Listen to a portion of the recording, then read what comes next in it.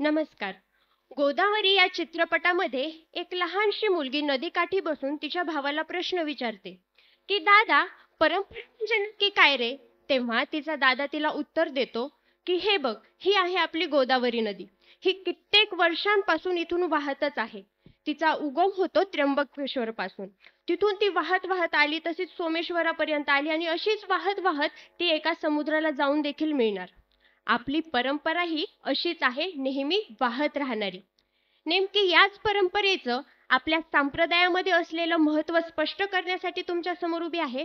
नमस्कार, मी गायत्री आसाराम खरात, नूतन college of engineering and रिसर्चची विद्यार्थिनी. विषय मांडत आहे, संप्रदाय यासाठी परंपरेचा पाहिजे. संप्रदाय म्हणजे नक्की संप्रदाय म्हणजे असतं तरी काय? तर संप्रदाय म्हणजे एक धार्मिक व्यवस्था किंवा एक परंपरा. संप्रदायाचा अर्थ आपण बघायला गेलो तर संप्रदाय हा एक संस्कृत शब्द आहे. परंपरा म्हणजे काय? तर परंपरा आपल्याला वडिलोपार्जित आलेली असते. समजा म्हणजे आजोबांकडून वडिलांकडे, वडिलांकडून आपल्याकडे. त्यांनी आपल्यासाठी ठेवलेला एक अनमोल असा साठा किंवा एक अनमोल असं म्हणजे जिथून आपल्या कुळाशी संदर्भ लागतो, ते म्हणजे परंपरा, आपल्या कुळाशी. जसे संत तुकोबाराय म्हणतात, की कुळधर्म ज्ञान, कुळधर्म विज्ञान, कुळधर्म निदान जडे हाती. म्हणजेच काय तर कुळधर्म गती, कुळधर्म भक्ती, कुळधर्म शक्ती आहे हाती. म्हणजे की आपल्या कुळामुळे आपल्याला गती प्राप्त होते. ज्याप्रमाणे एखाद्या शेतकऱ्याची शेती परंपरेपासून चालत आली आहे.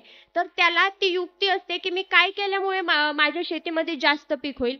तसंच ज्यावेळी आपल्याला आपल्या संप्रदायाची परंपरा असते, त्यावेळी ती शाश्वत असते आणि आपल्याला हे माहिती असते, की आपल्याला आपली परंपरा आहे, त्यामुळे आपण इथे शाश्वतपणे उभे आहोत.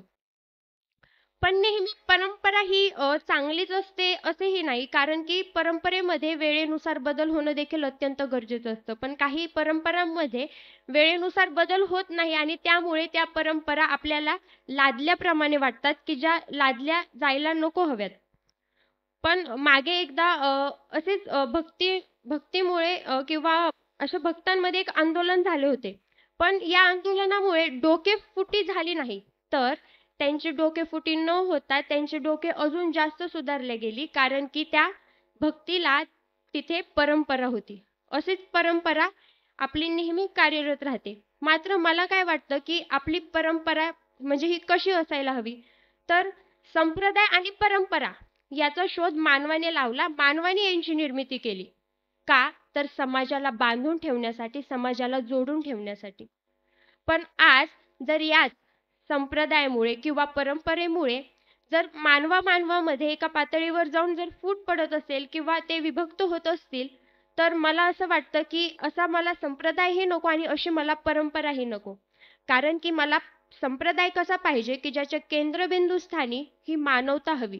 ज्याच्या केंद्रबिंदूस्थानी मानवता आहे, तो माझ्यासाठी मला संप्रदाय वाटतो.